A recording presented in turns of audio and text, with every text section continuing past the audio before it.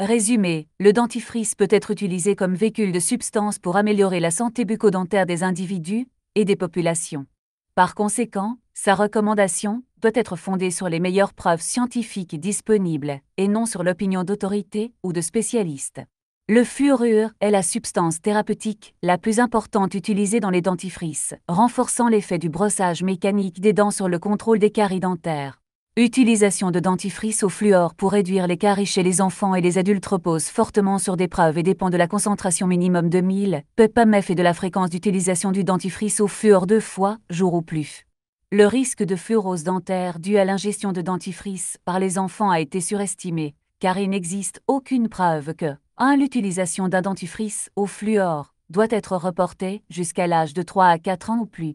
2. Un dentifrice à faible teneur en fluor évite la fluorose et 3. La fluorose a un effet néfaste sur la qualité de vie des individus exposés à l'eau et au dentifrice fluoré. Parmi les autres substances thérapeutiques utilisées dans les dentifrices, il est prouvé que le triclosan copolymère réduit le biofilm dentaire, la gingivite, la parodontite, le tartre et la litose, et que les dentifrices contenant du fluorure stanneux réduisent le biofilm et la gingivite. Introduction. Tout agent thérapeutique efficace doit passer l'examen minutieux des effets cliniquement prouvés pour être largement recommandé. En dentisterie, la pratique clinique fondée sur la science a été préconisée au cours des dernières décennies comme approche obligatoire de toute recommandation clinique. De plus, pour les décisions cliniques, pour lesquelles il n'existe aucune preuve scientifique définie, les dentistes doivent allier les besoins de leurs patients avec leur expérience clinique afin d'obtenir le meilleur traitement possible compte tenu des preuves disponibles. En choisissant la meilleure option de traitement pour leurs patients, les dentistes ainsi que les conseillers en santé bucco-dentaire assument leurs responsabilités en tant que professionnels de la santé. Par conséquent, l'approche scientifique pour résoudre les problèmes cliniques offre aux professionnels de la santé un moyen sûr d'exercer une dentisterie de haute qualité. Heureusement, en ce qui concerne la carie dentaire, il existe de nombreuses preuves, basées non seulement sur des données épidémiologiques provenant de nombreux pays, comme le Brésil, mais également sur des essais cliniques pour soutenir la fluoration de l'eau et l'utilisation généralisée de dentifrice fluoré comme étant très efficace. Protocole de contrôle des caries. Néanmoins, l'histoire réussie de l'utilisation du fluorure pour le contrôle des caries a été récemment menacée par l'inquiétude générale concernant une augmentation de la prévalence de la fluorose dentaire, bien qu'il n'y ait aucune preuve que la fluorose provoquée par l'utilisation d'eau fluorée et de dentifrice affecte le bien-être ou la qualité de vie liée à la santé bucco-dentaire des personnes affectées.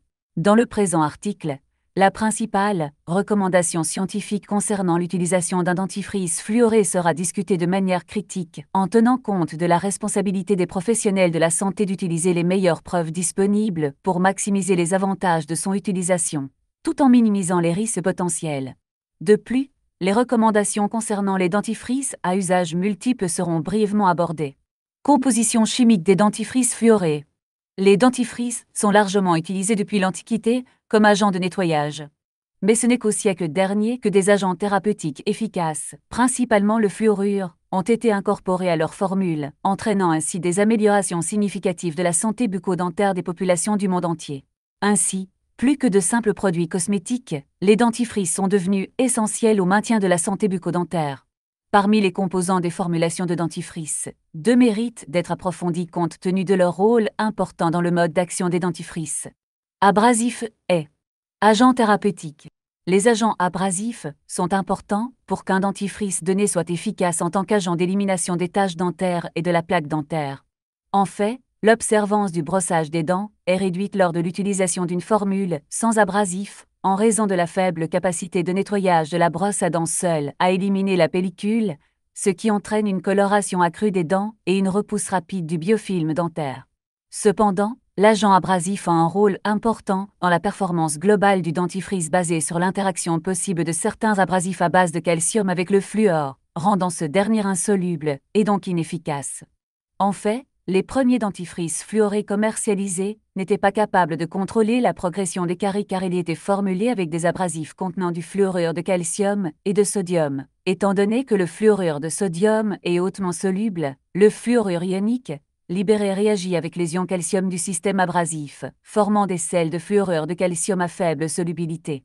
Étant donné que le fluorure doit être libre d'interagir avec les processus de déminéralisation et de déminéralisation afin de contrôler les caries, De telles formulations n'ont pu montrer aucun effet anti-carie. Afin d'incorporer des abrasifs à base de calcium à faible coût dans les formulations de dentifrice tout en conservant leur qualité, c'est-à-dire l'effet anti-carie de la formulation, une forme de fluorure compatible a été développée, le sel de monofluorophosphate de sodium. Celui-ci s'ionise en libérant l'ion monofluorophosphate, dans lequel le fluorure est lié de manière covalente au groupe phosphate, et ne peut donc pas réagir avec les ions calcium libérés par le système abrasif. Ce n'est que dans la bouche que l'ion monofluorophosphate va libérer du fluorure ionique, du fait de l'action de phosphatase orale non spécifique.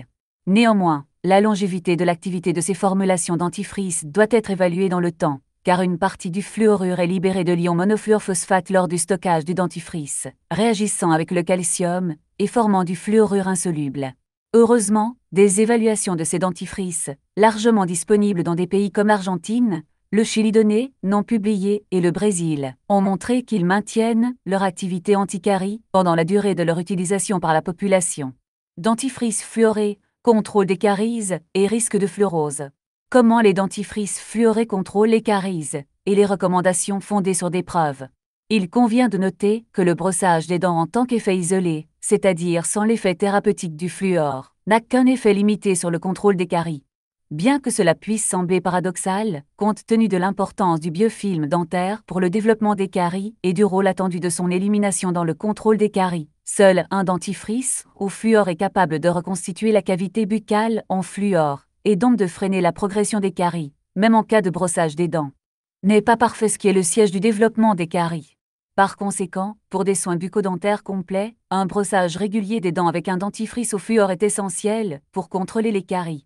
Cela confirme les preuves solides du rôle des dentifrices fluorés dans le déclin des caries dentaires, dérivés d'analyses systématiques de la littérature scientifique. Bien que le mode d'action du fluorure réduisant la déminéralisation dentaire et favorisant la reminéralisation soit bien compris, quelques mots s'imposant en ce qui concerne le mode d'action du dentifrice fluoré. Le brossage avec un dentifrice fluoré provoque une augmentation transitoire de la concentration de fluorure dans la salive, qui dure quelques heures. Plus importante encore, la concentration de fluorure dans la phase fluide des restes de biofilm dentaire pourrait être maintenue à des valeurs plus élevées pendant des périodes plus longues, étant donné la clairance réduite dans ces sites. Par conséquent, le fluorure pourrait agir non seulement pour améliorer la reminéralisation dentaire sur les surfaces nettoyées, mais également pour réduire la déminéralisation sur les surfaces couvertes par des restes de biofilm. Compte tenu de la concentration élevée de fluorure présente dans les dentifrices 1000 à 1500 ppmF, on s'attend à ce qu'ils réagissent avec la surface des dents formant un réservoir semblable à du fluorure de calcium qui est libéré entre les brossages. Néanmoins, la capacité à former de tels réservoirs lors d'une exposition intraorale de courte durée au dentifrice est faible. De plus, les quelques réservoirs formés se perdent rapidement après le brossage des dents. Comparé à l'effet anti-carie du fluorure restant dans le biofilm, non éliminé après le brossage, l'effet des réservoirs de type fluorure de calcium sur l'efficacité du dentifrice ne semble pas pertinent. En ce qui concerne la concentration en fluorure dans les dentifrices, un long débat peut être observé dans la littérature concernant l'effet anti-carie des dentifrices à faible teneur en fluor, par exemple 500 ppmF. Initialement commercialisé pour surmonter les risques potentiels de fluorose dus à l'ingestion accidentelle de dentifrice par de jeunes enfants lors du brossage des dents, les dentifrices à faible teneur en fluor sont disponibles dans de nombreux pays et sont même approuvés par certaines agences gouvernementales de santé bucco-dentaire. Cependant, leur effet anti-carie n'a pas été confirmé dans des revues systématiques. Dans des expériences conçues pour évaluer l'effet anticariogène des dentifrices à faible teneur en fluor dans différentes conditions cariogènes, il a été démontré que, pour les enfants atteints de caries ou pour ceux soumis à un défi cariogène élevé, accumulation de biofilm et exposition au sucre SIA 8 fois jour, le dentifrice à faible teneur en fluor est nettement moins efficace que le dentifrice au fluor conventionnel 1100 ppmF pour contrôler la progression des caries. Compte tenu des données actuellement disponibles sur l'effet anti-carie des dentifrices à différentes concentrations de fluor chez les enfants et les adolescents ou sur la dentition primaire des enfants d'âge préscolaire, la seule recommandation scientifique est d'utiliser une petite quantité de dentifrice contenant au moins 1000 ppm de F, quelle que soit la situation de l'âge de l'enfant. Lorsque les caries radiculaires sont préoccupantes, puisque la dentine est plus soluble que l'émail, le dentifrice au fluor devrait être moins efficace pour contrôler les caries de la dentine que pour contrôler les caries de l'émail. Par conséquent, des essais cliniques ont démontré que les dentifrices à haute teneur en fluor, par exemple 5000 ppmF commercialisés pour contrôler les caries radiculaires, ont une efficacité supérieure à celle des dentifrices à concentration conventionnelle 1000 à 1500 ppmF. Concernant la fréquence du brossage des dents, il est prouvé qu'il est plus efficace lorsqu'il est effectué au moins 2 fois par jour. En outre, il est prouvé que le brossage des dents destinées aux dents à haut risque de caries, comme l'éruption des premières molaires permanentes, est 50% plus efficace lorsqu'il est effectué 2 fois par jour que lorsqu'il est effectué 1 fois par jour ou moins. Lorsque le dentifrice au fluor est utilisé en concomitance avec d'autres modalités au fluor destinées aux patients à haut risque de caries, l'effet supplémentaire, constaté dans les études mécanistiques ou dans les revues systématiques de la littérature, est limité. Cela peut s'expliquer par le mode d'action similaire des nombreuses options de fluorure disponibles, c'est-à-dire réduire la déminéralisation de l'émail et améliorer la reminéralisation de l'émail. Il existe donc une limite à l'effet qu'une méthode peut ajouter à une autre. Dentifrice fluoré et risque de fluorose. Les preuves disponibles. En ce qui concerne la fluorose, il existe un débat sérieux sur le rôle des différentes sources de fluorure systémique dans le développement de la fluorose, en particulier lorsque l'on considère les niveaux de préoccupation esthétique. Il a été admis que l'utilisation généralisée d'eau fluorée et de dentifrice fluoré est liée au niveau actuel de fluorose observé dans les populations exposées à ces deux substances. Cependant, le rôle relatif des deux dans les niveaux de fluorose n'est toujours pas clair. Une revue systématique de la littérature n'a pas permis de trouver des preuves solides appuyant l'hypothèse selon laquelle l'utilisation de dentifrice fluoré par les jeunes enfants est associée à un risque accru de fluorose. De plus, une revue systématique récente a montré que l'utilisation d'un dentifrice à faible teneur en œuf augmente le risque de caries et ne réduit pas le risque de fluorose esthétiquement inacceptable.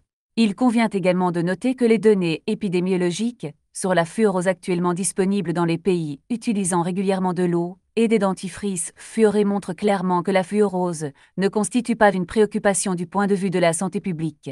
La prévalence globale de la fluorose modérée dans la population brésilienne s'est avérée être de 1,5%, avec une prévalence insignifiante de la fluorose sévère.